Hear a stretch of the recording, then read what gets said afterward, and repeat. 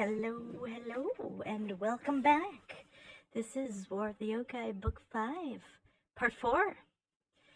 We are now in the second half of the book. I was going to say something more and I forgot. Well, I wonder if we'll have any flubs as legendary as Nibs tonight. Still not over that. Freaking Nibs. Oh my god. And if somehow you don't know what I'm talking about, then you've not watched part 3 and you're going to be very confused, so go back, watch that, and come back here, and you'll know why we're laughing about Nibs. But, to the matter at hand, let's get started. Just one quick little word. I have my sliding door open right now because it's beautiful. Well, it was beautiful out. Now it's 54. You know what? Actually, I'm going to pause the recording and go close that because it's going to get kind of cold. BRB. You know, I don't know why I said BRB because this is instant for you. But for me, that was like a good 30 seconds. Okay, let's get... Hold on. Okay, now we can get started. Sorry. Over the next couple of weeks, Usako slowly adjusted to a one-armed lifestyle, though it was far from easy. Her entire center of gravity was thrown off now, and she found herself tripping far more than she ever had before. She was angry at herself, in more ways than one, for this situation. She should have been able to dodge such a well-telegraphed move from her doppelganger, and yet, in the moment, she had frozen and allowed herself to fall into this state. At the very least, once a temporary prosthetic was given to her to aid in balancing, while a personalized one was being made, she was able to stop falling over as much. The only upside to the whole situation was that thanks to both the incredibly advanced technology Gardner had at its disposal and her homebrewed health potion, she was able to fully recover in mere days instead of the months or even years an ordinary human might have to go through. Over the course of the past few days, the interrogators at Gardner had successfully wrung what information they could out of the captured cultists, and what they had found out was unsettling. The cult, Nagali Anakia, was far larger than initially thought. In fact, this cell was only one of 5 which existed in Japan alone. Their goals were simple: destroy the masquerade, simply because they wanted to. There was no higher purpose, no moral reasoning for it. They simply wanted to watch the world burn. Anarchy between humans and monsters. Nothing more and nothing less. They reported to a mysterious entity known only as the Master, who gave the cells their own tasks, and who they seemed to fear more than any threat of torture or pain. The girl this cell had kidnapped, Abigail Wilson, had been interviewed as well, though not much new information could be gleaned from her. She was a vampire. It was clear from her red glowing eyes, but her lack of fangs baffled the science team. Dr. Kuma had run some tests on the girl to ascertain whether or not she was perhaps a Dhampir, but all DNA analysis performed on the girl indicated she was 100% pure stock vampire. How, then, she was able to exist in the sun continued to baffle them all. She could have a rare mutation, offered the doctor as a possible explanation. Daywalkers do exist. The reports are quite credible, though I have not seen one in all my years. Otherwise, I cannot explain it. While perhaps not the end-all be-all of science, Dr. Kuma was well respected by both Lydia and Madrid, as well as the medical community at large, so the topic had been dropped for the time being. Given the girl's heritage, it was decided that Nonami would be housing her for the short time until they could escort her back to her home on the eastern coast of America. Nonami's entire team was being mobilized for this task. In fact, and they were to be joined by Cryptidranger once they arrived in California. Though they would have no choice but to fly across the Pacific to America, the plan was to drive convoy across the continent until they arrived at Abigail's home in Boston, Massachusetts, or outside of Boston, Massachusetts. The 43-hour drive was sorry. The 43-hour drive would be done in one continuous as possible drive. Use the word drive twice. Across 4 vehicles. Normally, one would think an ordinary girl shouldn't have required so much security, but it was clear that Gallianarchia wanted her for some reason, and it was assumed they would want their goddess of fear back. Just real quick, I want to clarify something. Megali Anarchia, that's 2 words. I know I kind of keep saying it as Megali Anarchia, so maybe you weren't understanding, so I just wanted to clarify that. Okay, continuing. If the cult was as far-stretching as they claimed, there was little doubt they wouldn't run into at least one fight against its members. Another upside to the capture of the cultists was that it led to an exact understanding of the tulpa creation process, and by sheer luck, how to thwart it. By making contact with someone, a person trained in the process of tulpa creation could reach into that person's deepest mental recesses and dredge forth their darkest fears. Those would then be given substance by the cultist, a formless gray blob of thought energy, summoned from their own will, which was then implanted with the fears of the touched individual. The fears would come to life in whatever physical form would cause the most dread for the victim, and the cultist would use the fear and chaos energy the situation would inevitably create to power themselves up further. Only one tulpa could exist per person, but the appearance could be changed simply by sacrificing the prior look for a new one. Otherwise, they could be summoned at will, without needing the same victim over and over. During a test one day, an odd discovery was made when one of the cultists, trying to make a break for it, attempted to make a tulpa from Nonami, who had been in the room with Lydia at the time. Nothing formed. In fact, the prototulpa seemed to be in severe pain before disappearing. This intrigued Nonami, who, on a hunch, brought Ray in and invited the cultist to try again, only for the same result to occur. It was when she brought Christina in that a successful tulpa was created. A giant wereboar that had been exceptionally cruel to Christina as a puppy. The beast was easily dispatched, but it left Nonami wondering. What did she and Ray have in common that she and Christina did not?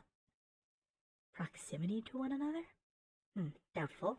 She'd been teamed with the werewolf since before Ray had even been born. Combat experience against tulpas and knowing what they are? Possible, but she doubted it. Tulpas weren't illusions. Knowing what you're facing isn't real wouldn't help you against one. Then it occurred to her, though she tried very hard to push the memory away. The temple. While on Kaiju Island, herself, Ray, and the spirits had all been affected by a mysterious energy field, which had rendered them unconscious and subjected them to their own worst fears brought to life in their minds. Nonami's had been exceptionally horrible, forced to fight undead hordes, the rebukes of her former teammates who died on her watch, and more she hadn't told a soul. Perhaps the temple had done something to her, to them, that had altered them in some way, made them immune to the power that created tulpas. She had to know.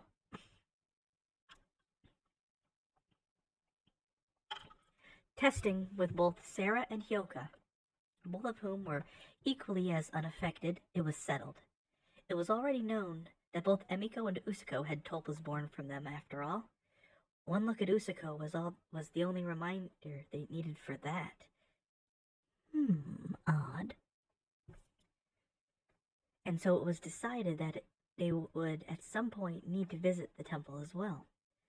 3 days later, and that's where they found themselves, with Sarah as their guide slash rescuer and waiting. Now, real quick, you're probably noticing something. Well, when the tulpas attacked those other humans, their wounds healed, but Usako's didn't. No, just stay with me. Stay with me. October 10th. Alright, you lassies just passed the threshold, alright? Said Sarah. I'll follow close behind with my totem, like I did before, and we'll have this done lickety-split. Moaned Usako, who had hoped she'd never have to come back to this island, for whose still healing nub the humidity was wreaking havoc on. I guess, Emi-chan? Emiko nodded grimly, taking a step towards the temple entrance. We need to be...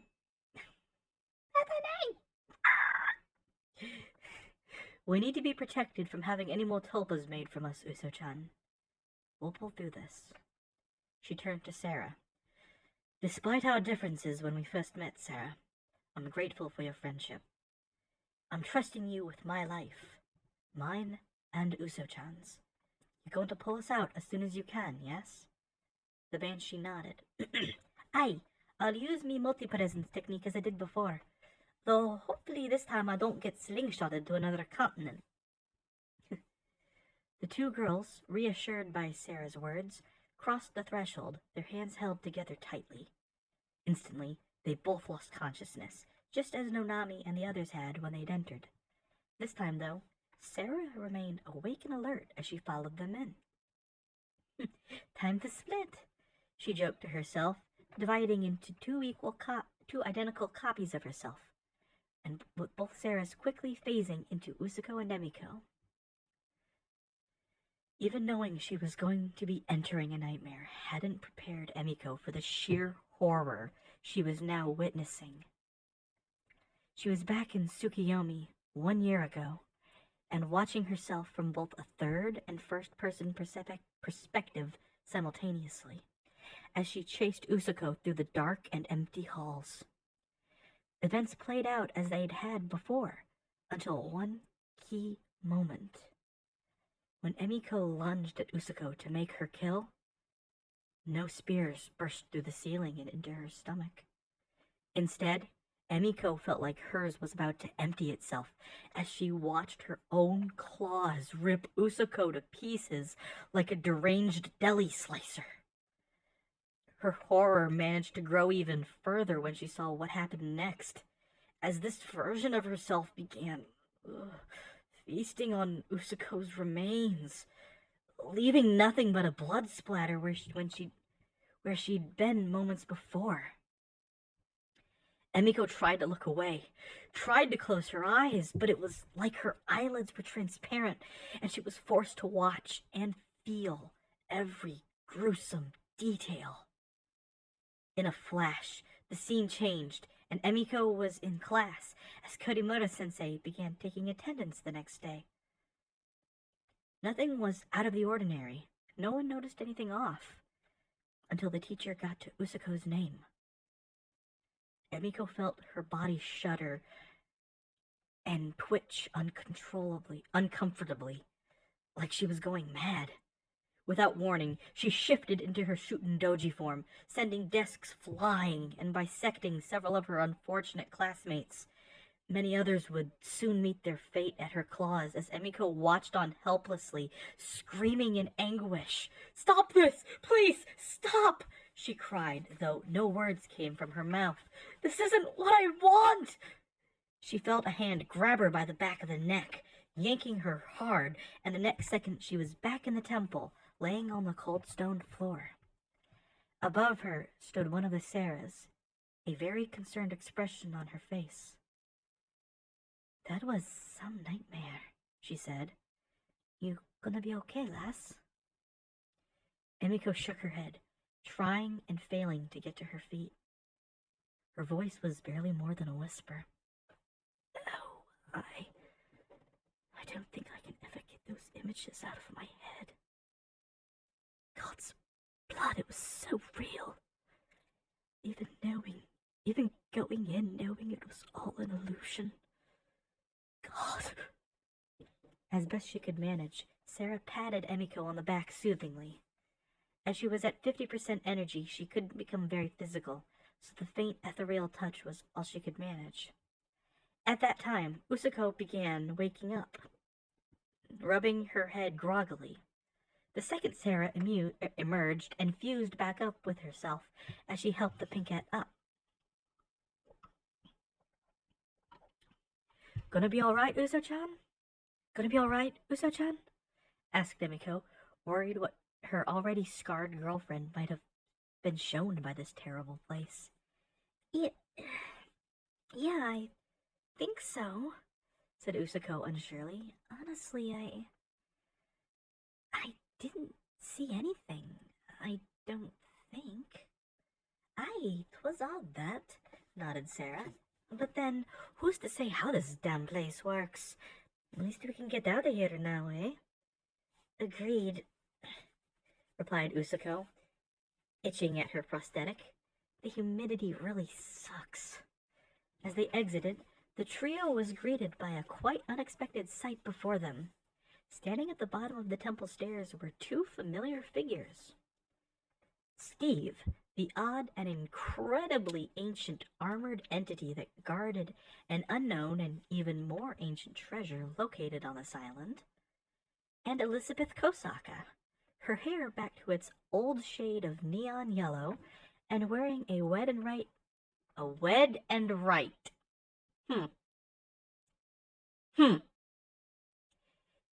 It ain't nibs, but that's a heck of a flub. White and red outfit. Her hair back to its old shade of neon yellow, and wearing a white and red outfit, considerably more tame than what she used to wear. The former seemed to be chaperoning the latter, or rather, perhaps keeping a close eye on her as she approached Usuko. Takibana, it's been a while, said Elizabeth, who then noticed Usuko's prosthetic, her eyes widening in surprise. My word, what happened to you? Long story, replied Usuko. What are you doing here? And why? I followed you, of course, said Elizabeth casually. A return to Kaiju Island. What could it mean? I had to know. It seemed my arrival was detected by the local here. We had a brief skirmish, but that's besides the point. Why did you come here? And why only the three of you? Usuko went on to explain all that had occurred in the past few weeks with the Tulpas and Magali Anarchia, Hyoka's wedding, and the aftermath. How they discovered that those who passed the temple's trial were made partially immune to Tulpas, and completely so to their creation. Elizabeth was fascinated, as she had only dealt with one Tulpa before when she worked with Nonami. A whole cult with the power to create them? Oh, that was dangerous indeed. And she thought to herself, though didn't mention it aloud, that it could be quite the impediment to her goals. So let me guess, you're seeking out the head of this organization, then? She asked. All right, I'm coming with. You could use my help, I'm sure. Besides, we fought well together in New Atlantis. Emiko glared at Elizabeth, but the Dhampir ignored it. She knew Emiko could never and would never trust her, not after what Elizabeth's group had done to her. Although, come to think, Ayame, I know you will have no reason to believe me, and will in fact call me a liar for this. But we weren't the ones who infected you with the nanobots, you know. Emiko, I keep mixing them up, sorry. Emiko laughed heartily, though humorlessly. Oh, is that a fact? Then how, pray tell, did they get inside of me? You tell me, replied Elizabeth. We slipped them into the food and drink in the parties my organization, my old organization, held for certain disenfranchised groups of monsters. Why in God's name would we risk the ire of your father for infecting you? Emiko was silent, though she had quite a scathing retort sitting on the tip of her tongue.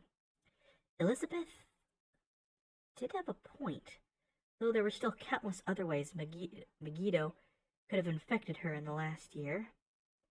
As such, Emiko decided holding her tongue to be the best course of action in this situation. For now. Look, I appreciate your help before, Elizabeth, said Usuko, but I don't know if it's a good idea. You're not exactly welcome at Gardna, you know? It was Elizabeth's turn to laugh. Even if I told them I had the key to killing Aramanas? Usuko was a little taken aback by that. Wasn't Elizabeth and her group responsible for summoning him in the first place? Why would she suddenly want to kill him? Huh, that's exactly how I figured you'd react. That's exactly how I figured you'd react. Came a man's voice Usuko hadn't heard in 10 years, and if she'd had it her way, never would have again. From out of the brush stepped Charles Rowland, Usuko's father. In a microsecond, Usuko was engulfed in Seraphim and lunged at him like a hungry tiger, her one hand clenched tightly in a fist. Only the combined strength of Emiko and Shutendoji and Steve kept her from striking him with enough power to blow a hole in his torso. "You son of a bitch!" screamed Usuko, tears of rage streaming from her eyes, her face contorted with fury as she snapped back over to Elizabeth. "Why is he here?" "He is here because he and I have been working together in secret for a long time, Usuko," replied Elizabeth. "You really should hear what he has to say." Emiko glanced at Charles, then down to Usuko. It was clear the girl was in so much pain just seeing him again. Her grip weakened ever so slightly, and Usuko broke free and continued her charge when all of a sudden she vanished. "Uso-chan! Wait, Uso-chan!" shouted Emiko. "What just happened?"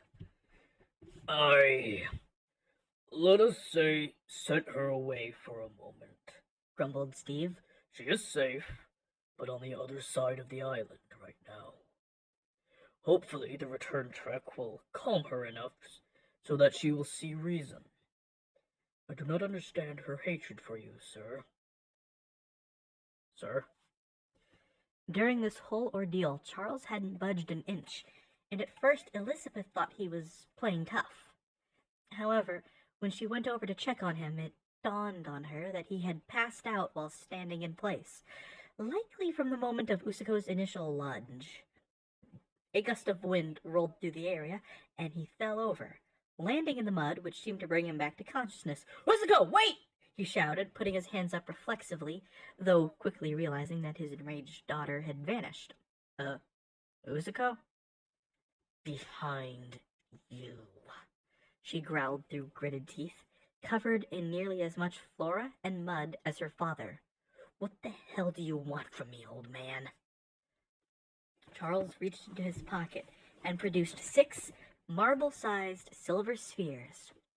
These seemed to draw Steve's attention for a moment before he returned to his solemn vigil.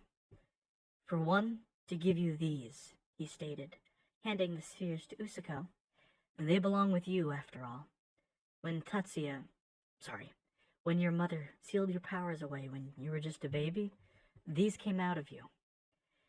She said someday you'd need them again, if your powers ever got unsealed. To be perfectly honest, I don't know what they are, but they're yours." Usuko cautiously and with much hesitation accepted the gift.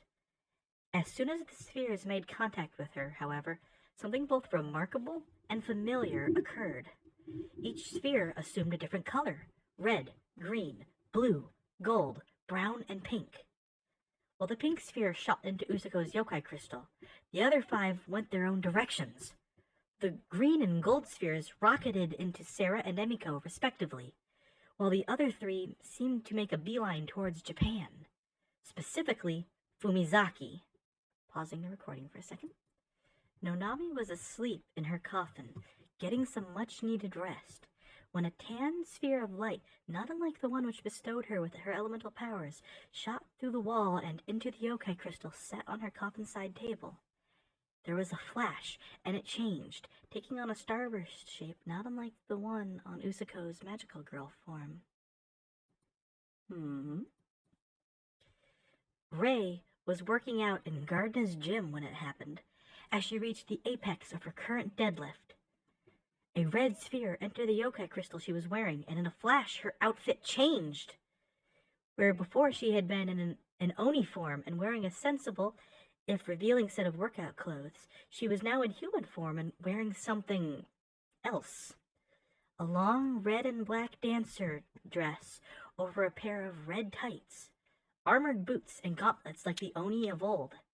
Atop the ensemble was a red tube top with what could only be described as a boob window.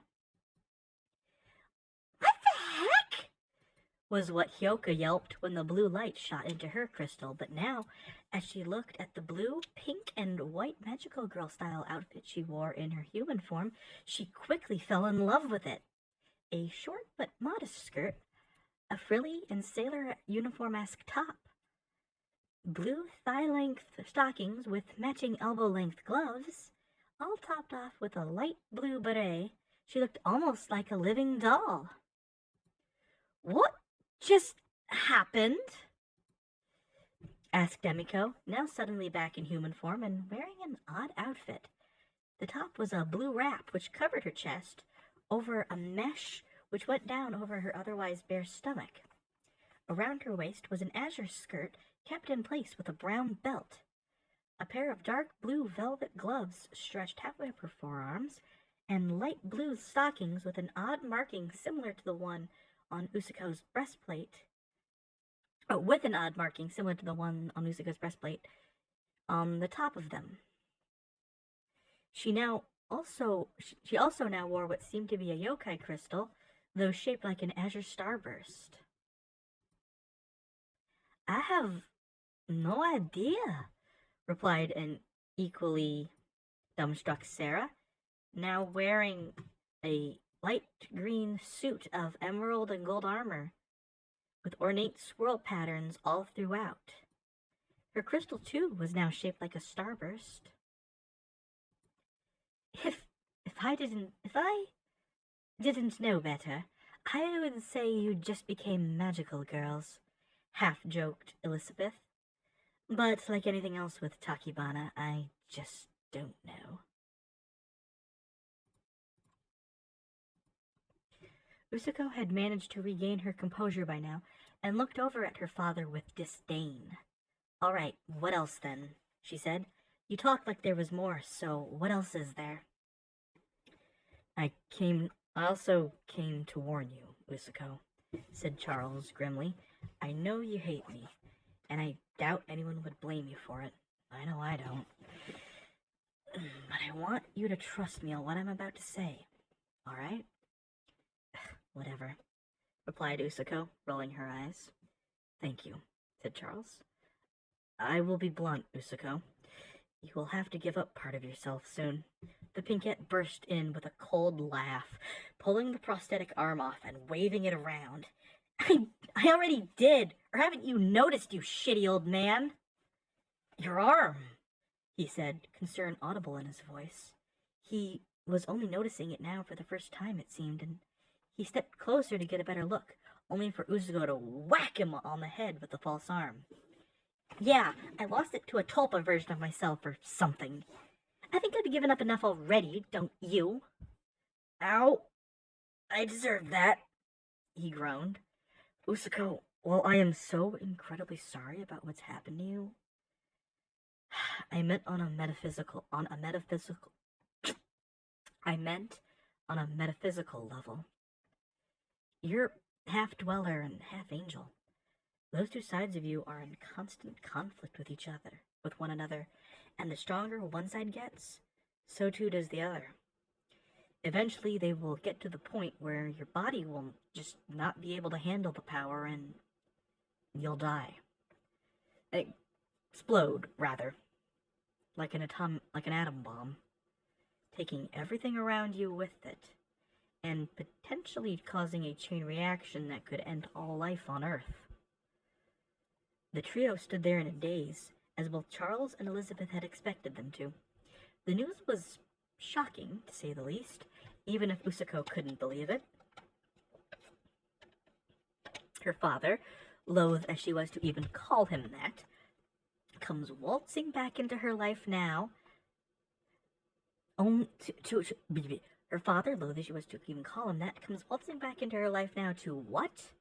Turn her friends into magical girls and tell her she's gonna blow up and take everything with her? This was definitely not how she anticipated any possible reunion with him to go. Judging by his expression, there was more to tell. Alright, so what's the part you're not telling me? She asked, a bit more hesitation in her voice now. Let's pretend for a minute I believe all of it. I don't think you'd tell me all this just to scare me. You have a plan? Charles nodded, rummaging through his pockets once more before pulling out 2 identical octagonal stones, one white and one black. They were roughly the size of a silver dollar and were entirely featureless. These are archaic seals, like the ones your mother placed on you when you were born, Usako, explained Charles, holding them up for Usako to see. The white one will seal your dweller side permanently. You'll lose all access to that form and likely most of the magic you've learned up until now. It will weaken you drastically, but you'll also be free from Aramana's influence forever. The black one will seal your angel side permanently, and like before, you'll lose access to your angel forms and the associated abilities. You'll also be more susceptible to Aramana's, but there are many ways to combat his influence. He handed the stones to Usako, who, despite her skepticism, accepted them willingly. You don't need to pick yet, he continued explaining. You have at least 3 more years before things get dangerous. Barring another power jump like the one you had in New Atlantis. The decision is yours, my little rain cloud. Usako dicked him square in the jaw before he could finish saying the childhood nickname her parents had called her by. You don't get to call me that, she whispered angrily, her tone then softening ever so slightly. But if everything you said is true, then I guess I owe you some thanks. Whatever. What she didn't say aloud, and what immediately began worrying her, was the fact she'd already aged herself up 2 years with chronomancy, meaning she had maybe a year left, if that, before... Kaboom! Emiko could see the concern on Usako's face, though not knowing the full story for it. Hey, that's still a ways off, Uso-chan. Plenty of time to mull it over. Don't worry. Yeah... stammered Usako. By the way, said Elizabeth, glancing at Usako, if I may ask, how is your sister? Is she... well? Both Emiko and Sarah were a fair bit shocked by the clear concern in Elizabeth's tone. In truth, not many a day went by that the Dhampir didn't at least spare a passing thought for the younger Tachibana. They'd only known each other for a brief time. Something about her had struck a chord in Elizabeth's cold heart. She reminded the Dhampir much of herself in her youth, eager, full of vigor, and ready to learn, if a bit introverted. She's... well, about the same, shrugged Usako. Still comatose, but I'm working on a way to fix that. Elizabeth let out an impressed whistle before laying a hand on Usako's shoulder. Tachibana, I want you to listen to me, okay? She said, taking the pinkette aside for a moment. I get you hate your dad. I despise mine as well. May he burn for all time in the pits of hell. But there's a major difference between yours and mine. Charles genuinely cares for your well-being, Usako. I know, you don't see it. Or perhaps you don't wish to, but he does. You'll need to choose, and if I'm being honest with you, keep the angel powers. You'll need them more. On that note, Elizabeth said her goodbyes before motioning for Usako's father to follow her as the two headed back the way they came, the hulking figure of Steve waving once at Usako before following them back to their boat. We should probably get going as well, sighed Sarah. Something tells me we'll have one hell of a debrief when we get back home. By the way, Usako, any advice on how to change back? Much as I like this outfit, it's not exactly conspicuous. In my experience, sighed Usako, reattaching her false arm and heading back towards the Tingler. Just think about it. Oh, and in a flash, both Emiko and Sarah were completely nude, both screaming in embarrassment as Usako pinched the bridge of her nose. And don't forget to have your old outfit in mind. With that final bit of advice, the three magical girls, now in their street clothes, made their way off of Kaiju Island once more. Usako said a small prayer as the ship pulled out that she'd never have to return here ever again. It was beautiful to be sure, but it seemed like whenever she came here, bad things happened. October 12th. Well, it beats me, sighed Lydia, slumping down in her seat. Which part? Laughed Madrid, kicking her feet up and reclining in her chair. The part where our best agents just became a Senshi squad, or the part where Usko's dad shows up and says she's a living time bomb? The two had been going over the analysis of Usako and her friends' yokai crystals after they'd been exposed to the strange lights, which had altered their structures and given the girls their new magical girl forms. At first, the concept seemed superfluous to the cat girl. Why would they need magical girl forms when they already had their regular forms and elemental powers? That was until the girls began practicing with their new forms, and then it all made sense. Certain innate abilities each girl's race had, like Nonami's enhanced speed and agility in vampire form, or the Oni's enhanced strength, were drastically nerfed by their crystals to keep the appearance of humanity. These new Magia crystals, as Usako had taken to calling them, allowed the girls full access to all the perks of their monster forms without needing to swap back and forth, which would definitely make operating in the human world much easier. On top of that boon, another was first noticed by Hyoka of all people. As the member of the group with perhaps the least control over her powers, she quickly discovered that when she was in magical girl form, she had total control over her ice and water powers. Her precision was uncanny, as one of her first tests of this new control, resulted in her creating a 1/1 ice sculpture of Lydia, complete to the tiniest and faintest of scars on the cat's face. Both, replied Lydia tiredly, wincing as the kitten in her womb kicked a little. I mean, this intel came from him, sure, but Kosaka. Yes, her presence there disturbs me as well, replied Madrid professionally, keeping her hatred for the Dhampir at bay. Can we be sure Roland's words were true? Could he have been manipulated by her? Lydia considered the possibility for a moment. True, Elizabeth always had a silver tongue for as long as Lydia had known her, but Usako's father was a dweller, through and through. Unless Elizabeth had some serious dirt on him, or more likely were manipulation the case, a hostage, she strongly doubted Charles would have lied to his own daughter. And I like to think I'm the expert on that particular topic, thought Lydia in dark amusement. At any rate, we have a more pressing matter to attend to, declared Lydia, standing slowly and walking over to the window. Down below, in the motor pool, she saw two heavily armored vans being loaded with gear and material. They would be the transport Usako and her team would be taking to the Tokyo International Airport. Their mission was as simple as it was potentially dangerous: escorting Abigail to her home and defending her from Nagali Anarchia until a second group could be vaccinated against tulpas to be instituted. Lydia didn't like the concept of leaving Fumizaki unguarded, liked the idea that Cryptidranger would be joining them rather than helping here, even less. even less. Least of all, she disliked the way Iris Drake had managed to sneak her way onto the team.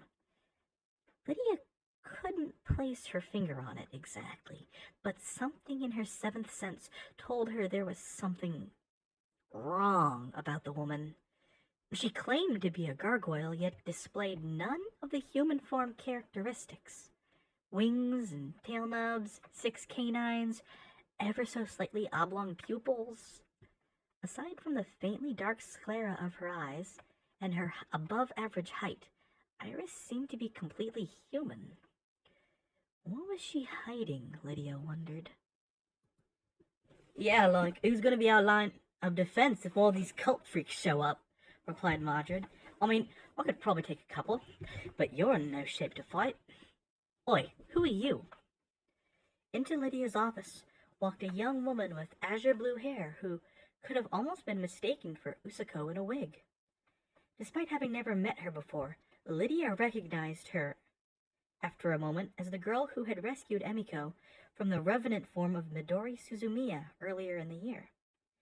At the time, she had claimed to be a member of Cryptidranger, Blue, but a later check of their active membership showed no such individual existing. Megami Toriyama, I presume? Asked Lydia, despite knowing the answer. May I ask what your business here is? Simply offering my services while the others are away, she replied with quiet respect. My skills with firearms are second only to my physical strength, and I have a slight grasp on magical theory. I promise you, Takibana-san and Ayame-sama will vouch for me. Well, you were just saying we'd need more help around here, sighed Lydia, looking over at Mordred. Very well, but I want them to vouch in person. No offense, Ms. Toriyama, but I've never heard of you, despite your claims of Cryptidranger membership. Of course, sighed Masato. I wouldn't expect anything less from you, Mrs. Nakamoto. Down below, Emiko was helping to lift the last of the gear into the van as Usako sat on a parking curb, head resting listlessly in her hand. She hated how useless she felt now, despite everyone's assurances that she was still a critical part of the team. Being down an arm had made her a liability, and Usako knew it. What use could she be in a fight now? She needed both hands to swing her bat or load her shotgun, and hand-to-hand sure as hell wasn't on the menu anymore. True, she still had access to a variety of magical attacks, but even then she'd probably have to give those up soon. She knew she was going to have to choose her angel side. After all, it was the key and the only way to revive her mother, if those powers were lost to her. Oh, bless you, kitty. Briefly, she considered Kuriko, but until the younger Takibana was conscious again, it was a moot point. And even if... When, Usako corrected herself, Kuriko was awake, Usako wasn't sure she wanted her sister learning any more of this. She wanted to keep her away from this side of things as much as possible now, even if it had become nigh impossible. Kuriko. God, how she felt guilty leaving Fumazaki again, after promising Kuro she'd never leave her side. Almost too guilty. Emmy, I think it would be better off if I stayed here, she said as Emiko closed the back door of the van and cast a curious glance back at Usako. Uso-chan, what's the matter? I just... Usako sighed and motioned to her arm, then to Ayanami Industries. This whole thing with my arm... I need to recuperate more. There's no way in hell I'm ready for field missions yet. Plus, Kuriko. Emiko nodded sagely, walking over and laying an arm around Usako. Uso-chan, it's fine. You don't have to explain. I admit I've not been where you are, but I can imagine how you're feeling. I wish there was something I could do for you. Some way I could make this health thing go away. Emmy pulled her in, wrapping her tightly in a comforting hug. I'll tell Lydia you'll be staying here. I will insist that it isn't safe for you to be out there yet if need be. You'll work on getting better, Usako. I've already got my family's top engineers and scientists creating a new arm for you, so don't worry, you won't be out of the action for long. Usako looked up into Emiko's eyes and smiled a little. Emi-chan. The two lovers kissed as a nearby entity watched on in silence, concealed by the shadows. Their eyes no more than green flecks of light. October 14th. Remind me again why the cities come along? Asked Eve, the guild woman of Cryptidranger, as the two teams began dividing off into transports for the convoy. Nonami and her team, sans Usako, sans Usako? Well, there's some art for you. If anyone makes that, I will make that my Twitter Abby for a month, and you can hold me to that. Nonami and her team, sans Usako, had touched down in the Los Angeles Air Force Base 2 hours ago, just after dark and after a rather uneventful flight across the Pacific Ocean.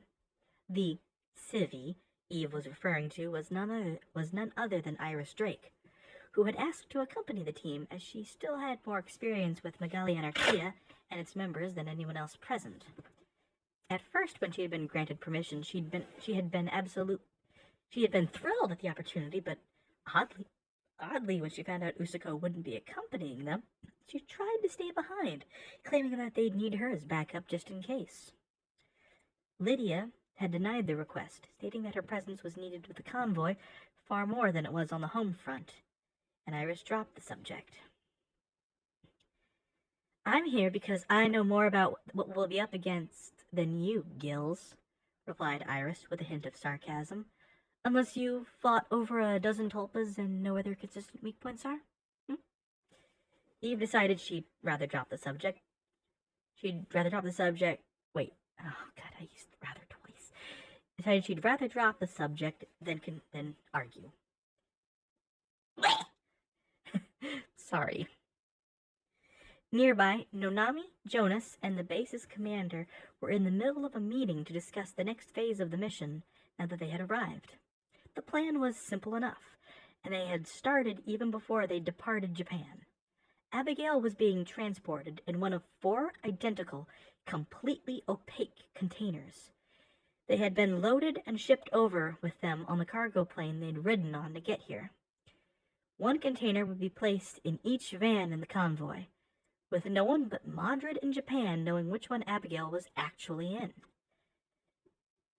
They were only to be opened prior to final arrival in a life-or-death emergency for the potential occupant. While Nonami was fairly sure she could sense which one held Abigail, she kept that information to herself so as not to tip off any potential informants that may have been on the base. It wouldn't have been too surprising at all if at least one of the soldiers nearby turned out to be a cultist. Groups like this were known to either try and recruit members who were already enlisted, or get their own people inside the old-fashioned way. We should be able to manage without air support, General, stated Nonami. I feel a helicopter tailing us would just draw even more suspicion than a fleet of identical black vans already does. If you insist, Miss Issei, replied General Sank. At the very least, we'll keep tabs on you via satellite surveillance. If anything happens, you shouldn't have to fend for yourselves for too long. Appreciated, General, grinned Jonas, turning to Nonami. I suppose we should divide up our teams now. You got your second picked? I do, replied Nonami. This may be her first real test of leadership, but I believe I can trust Emiko. Hearing her name, the blue Oni glanced over to Nonami. Trust me to what? She asked, walking over to join the 2 vampires, whilst General Sank made his way over to speak to someone else about something unrelated. To lead one part of this convoy, answered Nonami. Well, more specifically, to be the one at the head of command, should there be any trouble. You're already my second in command, Princess Ayame. Can I entrust this to you? Emiko seemed to ponder this for only a minute before nodding with just a hint of enthusiasm.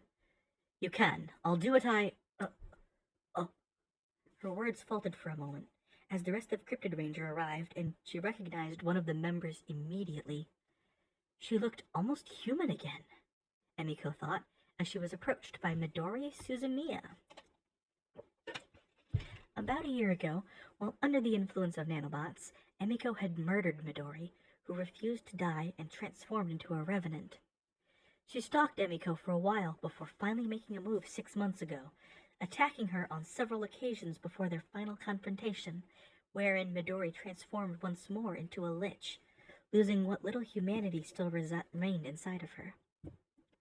Only through Emiko's impassioned words and a bit of quick thinking involving Sarah's truth totem was the Oni able to make Midori see reason and return to her senses. Initially, she was going to be allowed to remain at Garden in Japan, but many people, including both Emiko and Midori, pointed out that Midori could very easily relapse back if around the Oni, at least in these early days of her regaining her sense of self and her memories.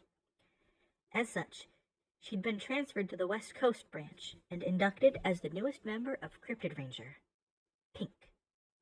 It was a job she well enjoyed and gave her access to texts, which aided her in altering her appearance to look human again, without the need of a yokai crystal. For a moment, the two girls simply stared at each other, neither moving or saying a word. Then Emiko stepped forward, placing an arm around Midori, who, after a momentary sense of shock, returned the hug. "It's nice to see you again, Midori," said Emiko formally. "I hope you have been adapting over here well. May I say, your complexion is looking quite good as well. It's nice to see you thriving." Midori nodded cautiously. "It's not been easy," she admitted.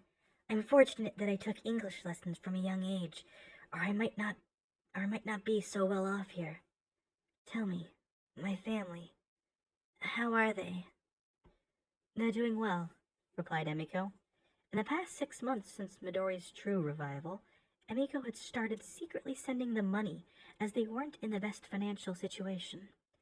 She felt like it was some way she could give back to the Suzumiyas, at least until the day Midori could try to return to them. A day the young lich hoped would come sooner rather than later. "That's a relief," she sighed.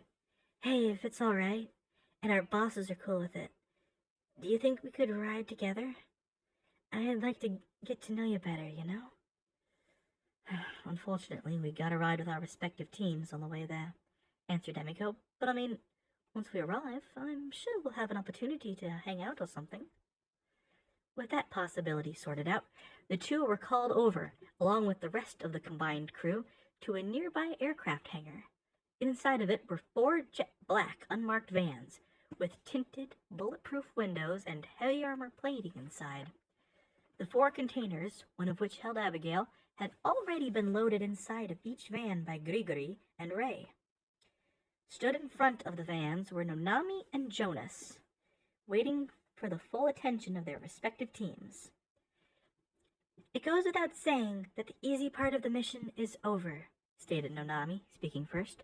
"We don't know what we can expect to face in the next 2 days or so, but there will likely be an attack by Magali Anarchia at some point down the line. We'll be sleeping in shifts, with drivers swapping out every 6 to 8 hours or so. Emiko, don't worry, you won't be expected to drive." "Cryptidranger, listen up. These anarchy guys are no joke," continued Jonas, albeit in the overly dramatic fashion his unit was known for. "You can't let them touch you, or they'll be able to bring out these super strong creatures made of your fears or something. I believe Nonami's team has been made immune to them, but we aren't. If there's a fight, avoid direct combat. You dig?" Furthermore, Nonami was about to say more when the hangar was rocked by a massive explosion from outside. Rushing out the door, they were greeted by a 30-foot-tall silver robot with a tank barrel attached to its right arm, firing on and attacking the soldiers. When it noticed Nonami's team, it shapeshifted into an exact copy of one of the nearby tanks and fired on them. Ray, acting on instinct, willed herself to transform to shoot in doji form and catch the tank slug in midair. It was a simple enough matter for her, but what was strange was that Instead of Shuten Doji form, she was in her magical girl outfit again. Try as she might, she couldn't call on her Oni form at all. Fortunately, it didn't seem to matter, as she could still fly, despite a lack of visible wings, and her strength seemed unaffected as well. "Hey, Megadouche!" she grinned, knowing the thing had to be another tulpa. "You dropped something! Here, take it!" Superheating the slug, Ray hurled it back into the robot tulpa, which briefly screamed before dissipating. The first one to speak was Jonas, whose jaw had been agape since the moment he first got outside. "Was that?" "Verily," answered Sarah. "One of those cultists got in. Damn, this whole mission could be compromised. Nanami? Let's go, now." As they ran back to the vans, the teams were assigned. Nonami, Ray, and Sarah would be Team 1. Emiko, Hyoka, and Iris were Team 2. Jonas, Guri, and Alex were Team 3. Eve, Midori, and the mysterious, masked Cryptidranger Gold were Team 4. Without hesitation, they took off from the garage, hoping to escape the base before any more tulpas could intercept them. Hyoka was exceptionally worried, as she hadn't driven in over 3 years, and that concern was exacerbated when a man armored in familiar, all-black sci-fi armor stepped out from behind a jet and ignited a red laser sword. Stammered the Yukiona as she floored it, sending the unprepared tulpa careening through the air and into a running jet intake. I want you to just picture this for a second. Hyoka just hit Darth Vader, well, Diet Darth Vader, with a van and sent him into a... I love that. "There's more of them!" yelled Iris, motioning ahead. Indeed, it looked like someone had raided the costume department of every studio in Hollywood at the base's gate. Creatures from horror and sci-fi films, games and stories loomed menacingly before the team. "Nanami!" came Jonas through the comlink system between the vans. "I have a plan to beat these guys back, but your team will need to watch the cargo while we work on it." Considering their only way out was currently blocked by a copyright lawyer's paradise, Nonami opted to work with the other vampire on this. She may not have gotten along too well with him, and his team's methods might be a bit outlandish, but no one could ever deny they got results. "All right, let's circle up, team," declared Nonami into the comms. "My team, we're defense. Cryptidranger has the floor here."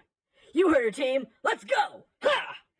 As Nonami's team and some of the soldiers watched on in equal parts awe and confusion, the members of Cryptidranger began making dramatic, well-choreographed poses as what appeared to be Sentai armor suits manifested onto them. "Cryptid Ranger! Here! No, Cryptid Red! Here! Cryptid Green! Ha! Cryptid Black! Turn hot! Cryptid Yellow! Gurgle Gurga! Cryptid Pink!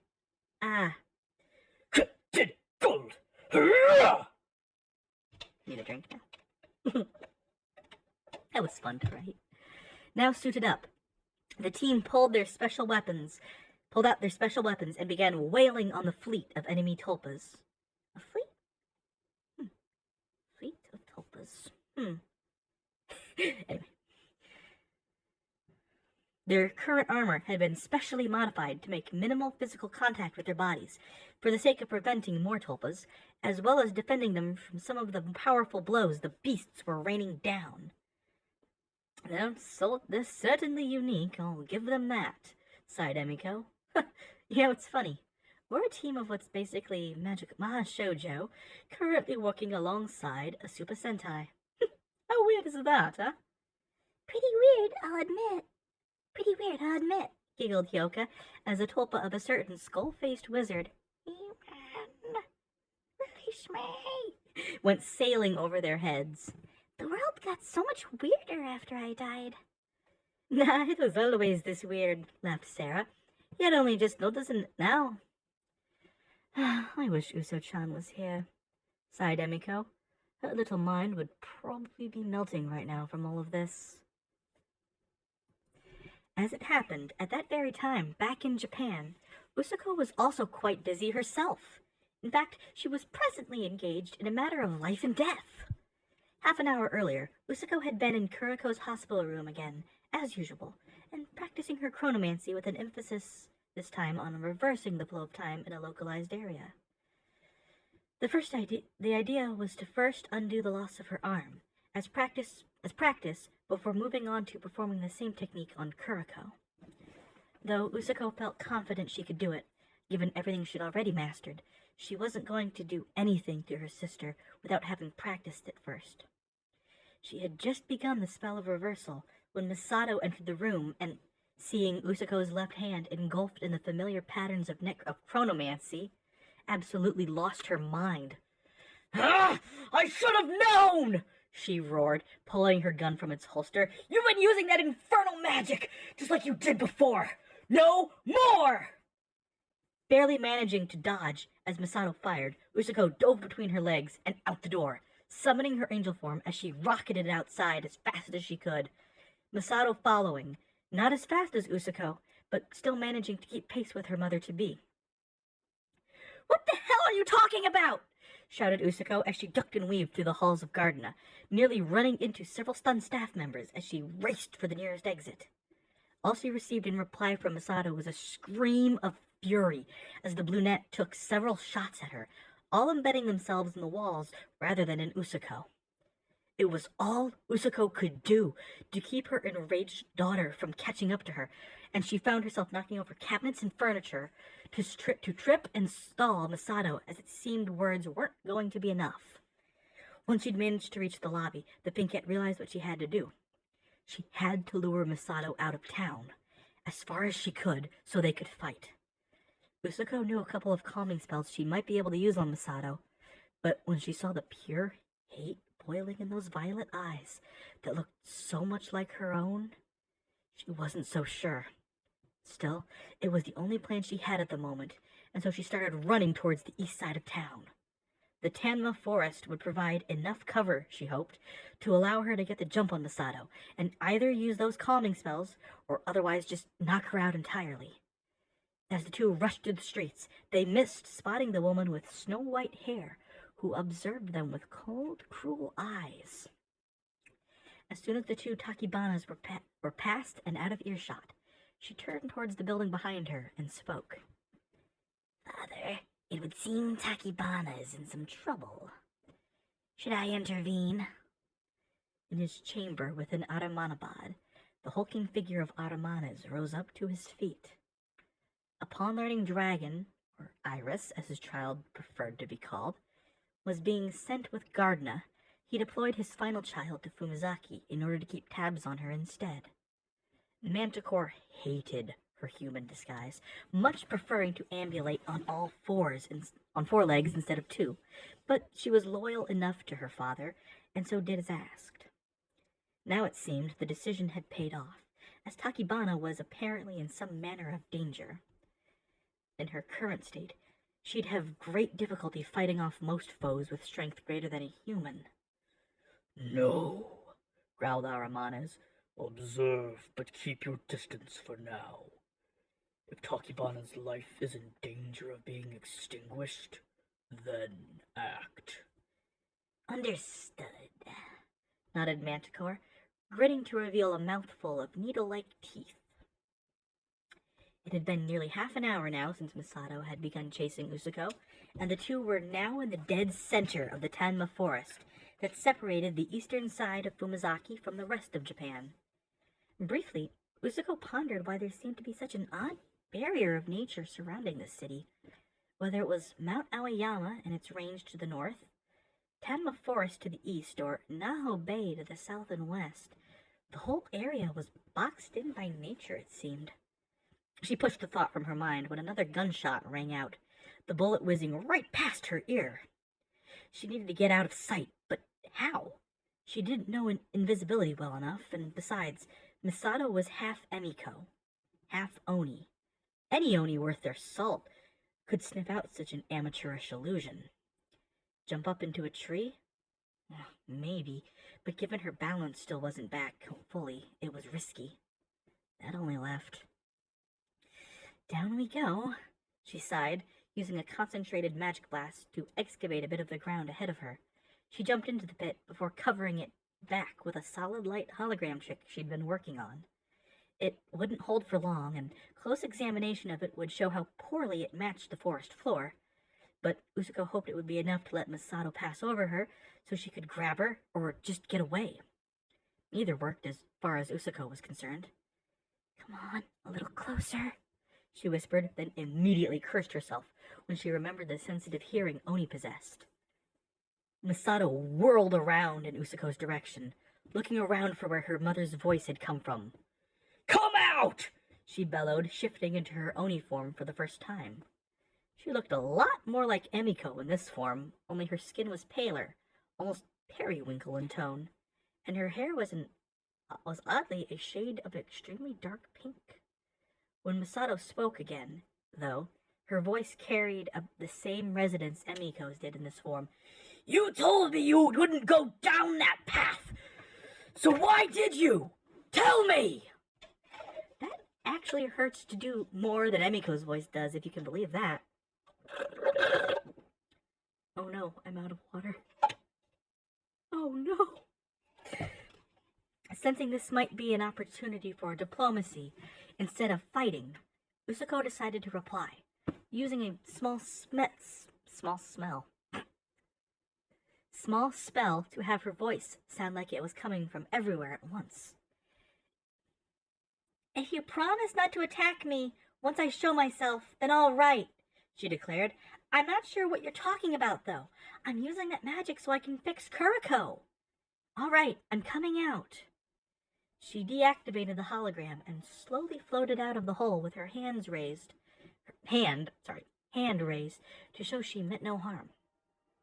Masato eyed her warily, not sure if she wanted to believe Usuko. "Now, why did you seeing me using chronomancy make you want to kill me exactly?"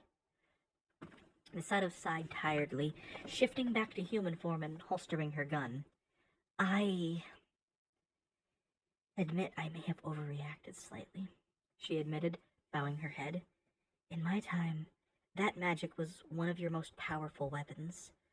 More than anything else in your arsenal, your ability to stop, reverse, or accelerate time. You're a monster. Imagine it. An entire army aged to dust and bones in seconds before they ever got near you. Your own troops, perpetually kept alive, awake, alert, and fed because they were constantly aged backwards to their peak consciousness. An assassin who can never get close because all you have to do is stop time and remove their head at your leisure. And that's not even including what you did to my partner. Their name was Jessie." That's the chair, by the way. I'm picking at my chair. I realize how that sounds. "Their name was Jessie. They tried to kill you with a team of elite warriors, but you killed them, then put them in an infinite time loop where they died over and over, and you put them on display outside your palace, never allowing them the sweet embrace of death." Usuko now definitely understood why Masato had reacted the way she had now. She had. Hell, she probably would have done the same in the reverse situation. More and more, she realized just how terrible and cruel her future self was, and it made her sick. How could she have ever become something like this? Was Kuriko's death really what it took? If it ever happened here, in this timeline, would she start down the same path as her other self? I understand," said Usuko calmly. "That would definitely taint anyone's perceptions of anything, I think. I'm being fully honest with you, though, when I say I'm only learning these spells so I can reverse time on Kuriko and bring her back to consciousness. After that, I'll burn the book. How about that?" Masato shook her head. "You've already learned so much, such an act would be pointless. If you truly are only using it for Aunt Kuriko, then I guess it's fine." A sweat drop rolled down Usuko's forehead.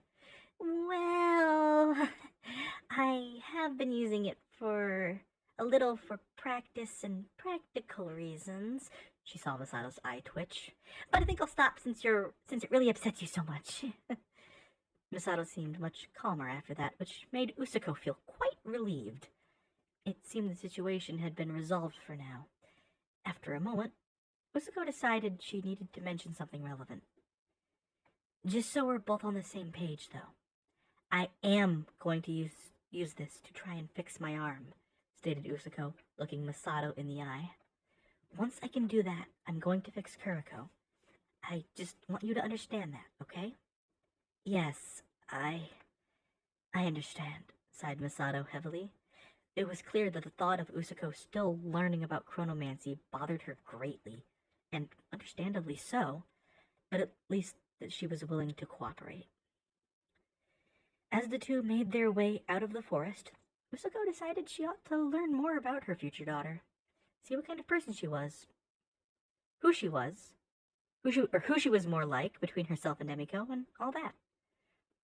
As they walked, Usako learned that Masato's favorite color was green. She enjoyed reading the classics, especially horror like Poe, Lovecraft, and King. Her favorite kind of music was city pop.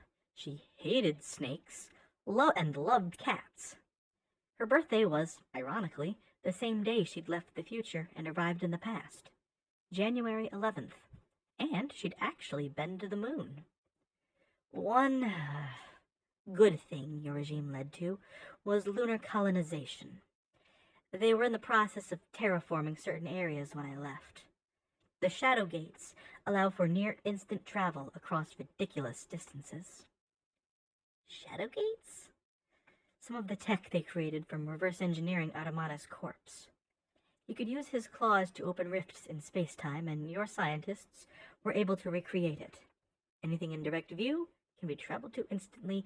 I just saw a towel in my kitchen move by itself. I am not kidding. What the F? So, my apartment's haunted. Moving on. Whoa. Their walk soon took them to a place Usako would have rather avoided, as they entered 5 Points Park. Masato stared inquisitively at the park's namesake, the 5 metal pillars sticking out of the ground, and approached them. What is this place? She asked, running her hand along the closest of the pillars. They were all of differing lengths, but all stood roughly about 50 feet tall. Tarnished by who knew how many centuries of exposure to the elements, the mysterious objects resisted most efforts to repair or clean them. This is 5 Points, answered Usako, walking up beside Masato. It's... well, no one really knows what it is, just that it's been here a long time. She could just see through the pillars, and what Usako saw made her do a double take, because it looked like Elizabeth Kosaka approaching with an unconscious white-haired woman in her grip. Takibana, there you are, she declared, tossing the woman to the ground in front of the two. I found this one following you and took care of her. Thanks, I think, replied a befuddled Usako. What are you doing here, though? I thought you were off with that guy. Charles went off to follow a lead on yet another holy relic, which left me with naught to do but come back here, answered Elizabeth, pushing her bangs aside. Where is everyone? Nunami and your friends, I mean. That's, classified. Sorry. Who's that woman you found? Elizabeth glanced over at the unconscious form of Manticore. I do believe she's another spawn of Automales. It might be ideal to take her to Gardner for interrogation. What makes you so sure about that? Asked Usako, tilting her head. The unconscious form of Manticore groaned pathetically. Well, for starters, she has Mizuho in her contacts.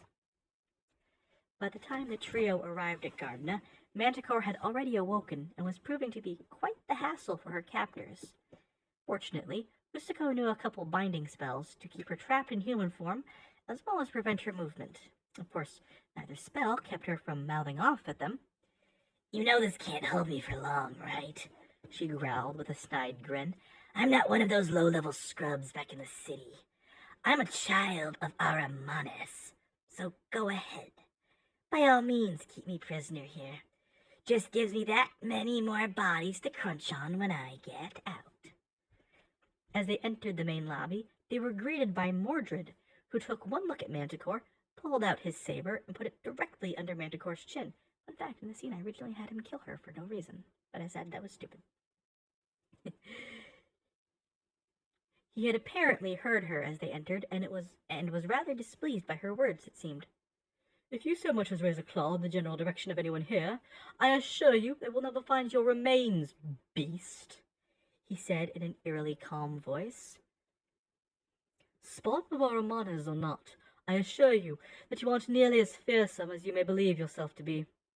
Now be a good beast, and be silent. Your betters are talking. Both Usiko and Elizabeth shared a brief glance, and the Dhampir shrugged. She didn't know Mordred as well as she did Modred, but while the twins shared many attributes, they were certainly known to be opposites in many others as well. Perhaps this borderline racism was one of those opposites. A fine catch, he declared, patting Elizabeth on the shoulder. Send her to lockup. We'll have words with her later. We'll send her to lockup. We'll have words, and we'll send her to lockup and have words with her later. As for the two of you, especially you, Miss Kosaka, my sister would like to see you now. Best not to keep her waiting.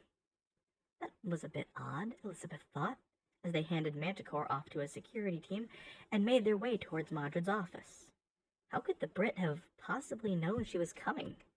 Elizabeth had only just arrived in Fumizaki a few hours earlier, after all. Something strange was afoot.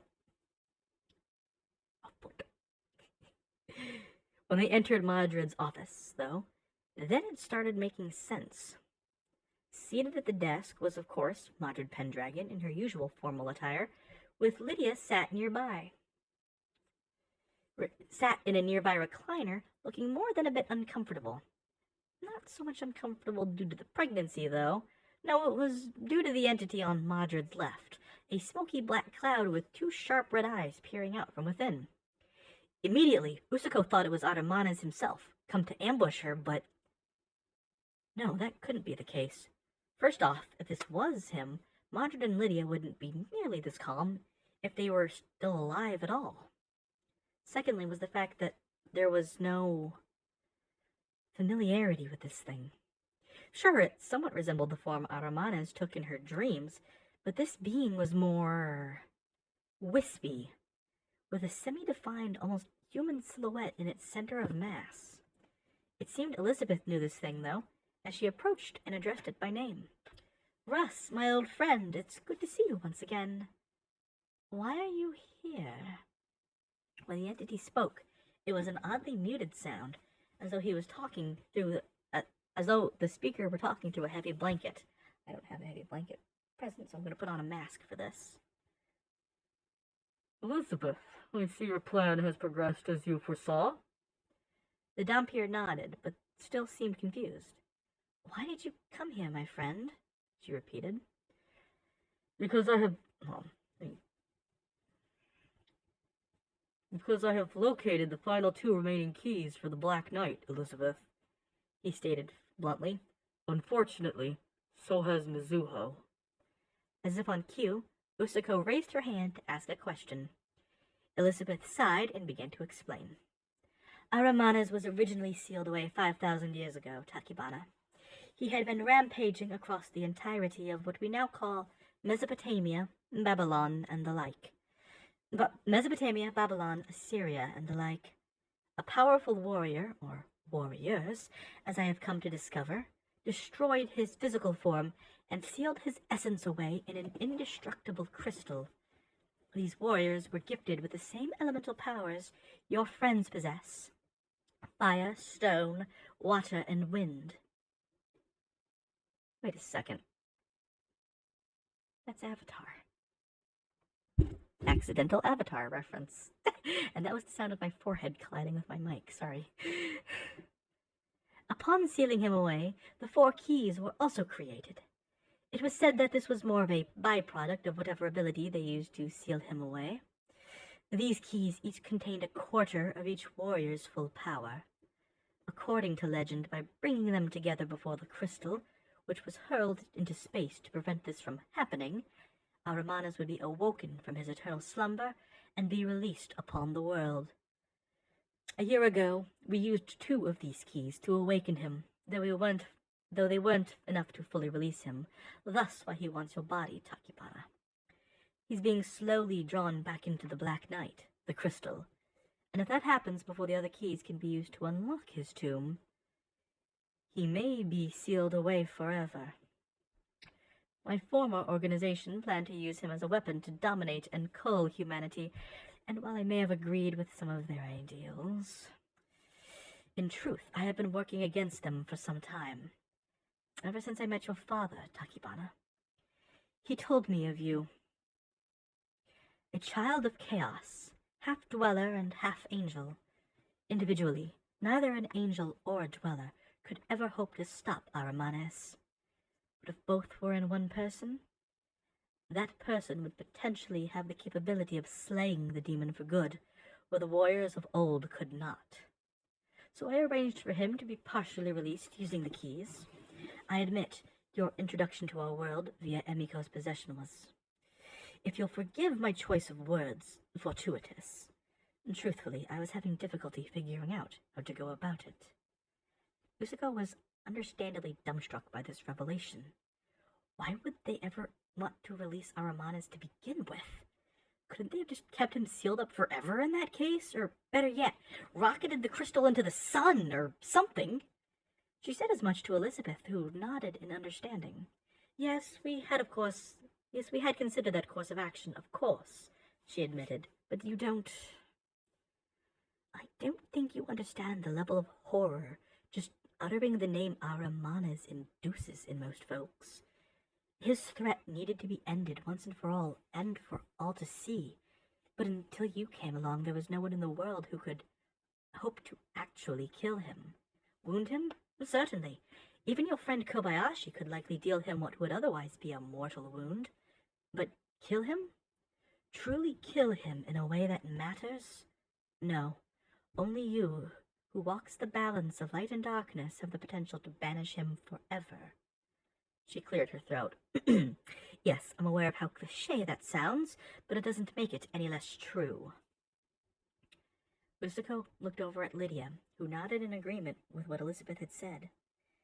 Usuko found it very hard to believe that she was some sort of chosen one. It was ridiculous, stupid even. She was just a kid, someone who fell into all of this stuff by accident when her mind-controlled best friend attacked her. Then a memory surfaced in Usuko's mind, from earlier in the year when they had gone to Kaiju Island the first time. When they'd reboarded the Tingler while waiting to be picked up and taken back to Japan, Emiko had shown Usuko a prophecy or something from her race's holy book. A warrior who walks the path of Kada and Ashmani would someday be born to awaken blessed Tralurk, Emiko had said. Back then, Usuko had seen a piece of art supposedly depicting this entity, and at the time had admitted it looked similar to herself, especially now that she had gained her seraphim form with the 6 wings. You're right, it does sound cliché, said Usuko bluntly. I'm just a kid. Do you really expect me to slay some super ancient demon? I can't. This is the real world. Last I checked, that kind of stuff doesn't happen. Meta humor is meta. And becoming a magical girl does? The question came from Misato, stood just behind Usuko to her right. The pinkette swiveled around to face her daughter and stared her in the eyes. That's different, she sighed. Look, just because I've got these powers, it doesn't mean I'm who you think I am. I doubt I'm the only whatever it is I am on the planet. Go find them. She turned to walk out, but was prevented from leaving by Misato's outstretched arm. Usuko, come on now. You know better. We both do. Hear them out. Usuko stopped, looked first at Lydia, then Mordred, and finally at Elizabeth and her ally Russ. If both of these groups were in agreement about this, then maybe there was something to it.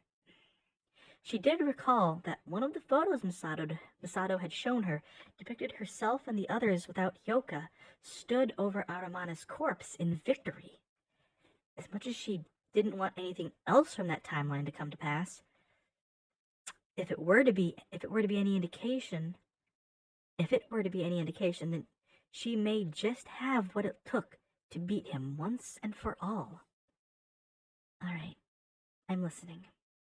And that is where we end in part 4, because that is the end of October 14th. So, things are heating up. Looks like Usako is, well, there's more to her than meets the eye, even more than we thought. Prophecy. Ooh.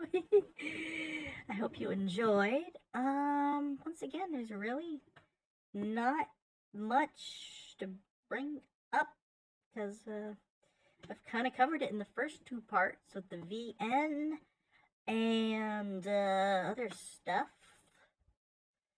But I guess I can reiterate it in case you've forgotten. There is either going to be a virtual novel, or there is a virtual novel, just depending. I don't think I doubt the full release is out right now when you're listening to this, which should be, summer. But there might be a demo. Who knows? I keep saying, yeah, I'm recording this actually March 2nd. So, fun times. Let me think. I'm gonna pause real quick. Yeah, that's pretty much it. So, until next time, until part 5, y'all take care. Have a good one. And bye, Anara.